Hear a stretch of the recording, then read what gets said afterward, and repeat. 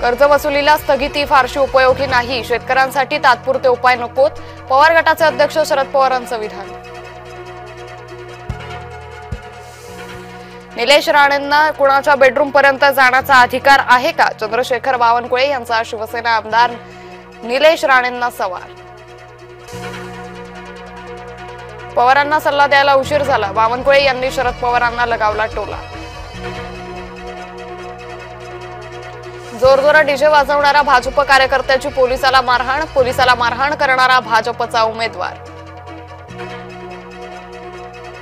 सलमान खानच्या घरावर गोळीबार प्रकरणी 5 जणांवर आरोप निश्चिती. विशेष मकोका कोर्टाने आरोपींच्या विरोधात 15 आरोप केले निश्चित. अंजली दमानिया आज दिल्लीला जाणार, अजित पवारांच्या विरोधात अमित शहांकडे तक्रार करण्याच्या भूमिकेत दमानिया.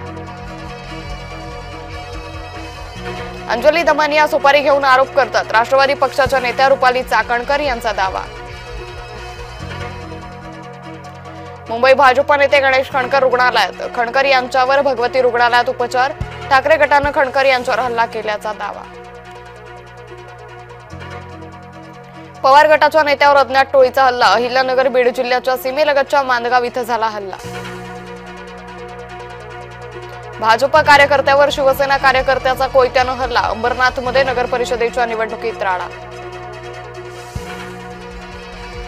नाशिकमध्ये नवविवाहितेची विष पिऊन आत्महत्या, सासरच्या जाचाला कंटाळून लग्नाच्या 6 महिन्यात आत्महत्या. पुण्यात आंदेकर टोळीवर अजून एक गुन्हा दाखल, बंडू आंदेकर सह 11 जणांविरोधात गुन्हा. विरार चर्चगेट धावत्या लोकलमधून 2 प्रवासी पडले, लोकल प्रवाशांच्या डोक्याला जबर दुखापत.